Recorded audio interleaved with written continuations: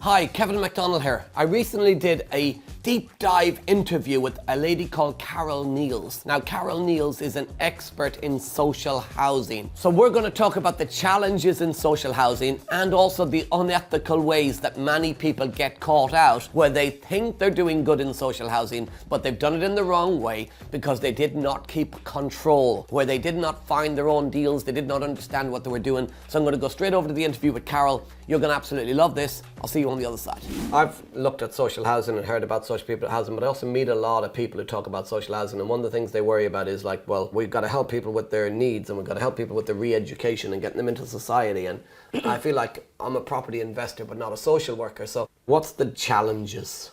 The challenges are that it's not an easy market to get into. You have to know the right people to be able to work with. The challenges are that since 2020, it's become terribly trendy and you've got a lot of unethical people in the marketplace. So you have to make sure that you do your due diligence and you work with the right kind of people. I would hope that those that want to get involved in it are doing it for the right reasons. When you do this, you are buying a house either for yourself or an investor, where you're sourcing a house for an investor. Yeah. And the investor owns the house. Yeah. And then you're putting a social housing tenant into that Yeah. property. There is a lot of people out there, and I've started to notice them, that will say, we've got this property off a landlord on a, for instance, a guaranteed rent contract. You can pay us a sourcing fee for a property we don't even own. Yeah. You won't own the property. Yeah. You'll just have maybe a 5-year rent to rent on it. Yeah. And then we'll give that contract to the next person. Now, rent to rent's a phenomenal strategy when you control it. But what you do is you buy the rent to rent contract off a sourcer who takes a fee, and then they give that contract to a social housing provider.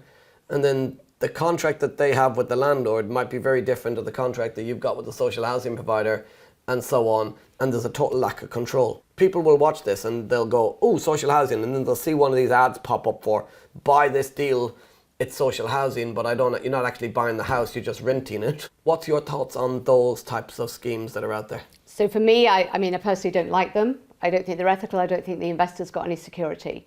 And the reason I raised it, because I think it's a complete no, stay away personally, because on a rent-to-rent basis, I get why a packager would sell you a deal they own, but why would they sell you something they don't own so you could make lots of money on it? I wouldn't do it at all. I mean, if I wanted to give you an example, I've seen them recently invest £16,000, get £558 a month back, and you do that for 5 years and you make 50% or whatever. But that can only work if you continue to get more and more investors topping it up all the time. It just doesn't seem ethical to me. I want an investor to know that if I were to disappear, Yeah, they own the house. completely. So what I do is I will buy a house for an investor, I'll renovate it so that it's compliant, and then I will assign a 5-year lease to that house for that investor, and then we review it every 12 months. They own it. Yeah, so the investor's getting the property at a good price. Yeah. So they're buying value, they're getting the refurbishment uplift in value, Yeah. they're getting the higher than market rent with no hassle, Yeah. and they're getting the capital growth. Yeah. So they're winning in all corners. Could there be a social housing provider that you think is a social housing provider, but they're a middle person and they go bust or something? Absolutely, happens? all the time. A place that I was born in, there was a deal for sale. They were selling the units £175,000 each. The return over the time period, they were giving it a 25-year lease. The investor would get £455,000 back, ultimately. I know that the properties were only worth £60,000. The investor could only buy with cash, so they would never be able to get a mortgage for 10, 15 years. Yeah. That provider wasn't what we would call a registered provider.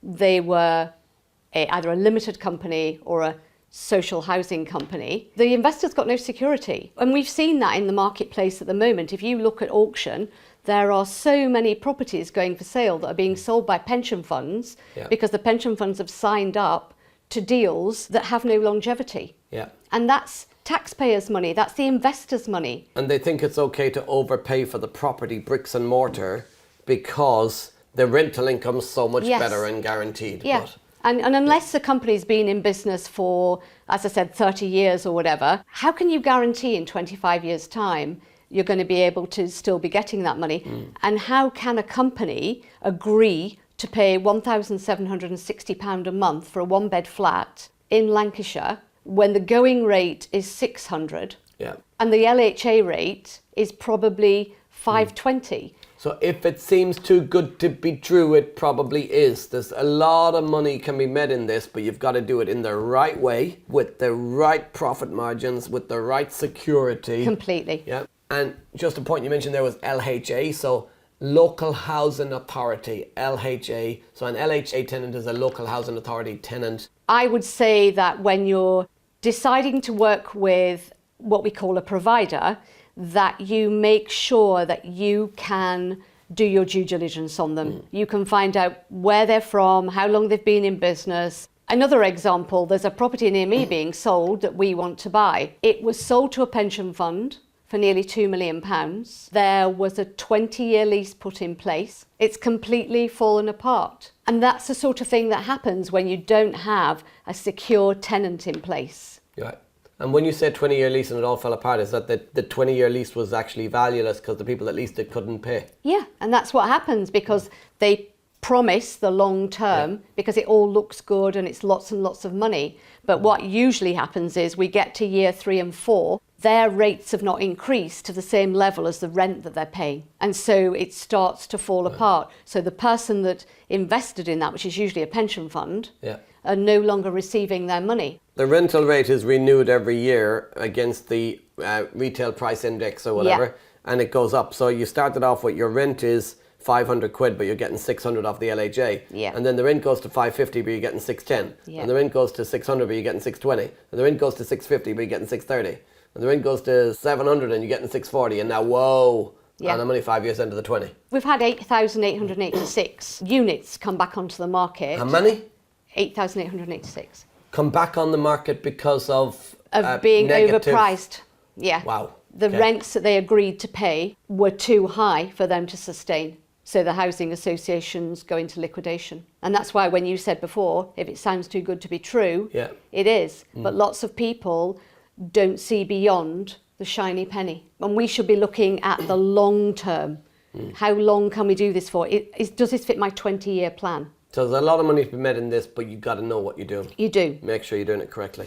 So there you go. There were my thoughts and Carole Neales' thoughts on social housing, the challenges and unethical ways that people can get caught out. Like any strategy, you can make a lot of money, but you could also lose money if you do not know what you are doing. If you want to learn how to protect yourself in property, if you want to learn how you can build your own property portfolio, doing it the right way with the right knowledge, there's also a completely free report. It's in the pinned comments and in the description. You can download that right now to get yourself not only moving on your property journey, but moving safely on your property journey.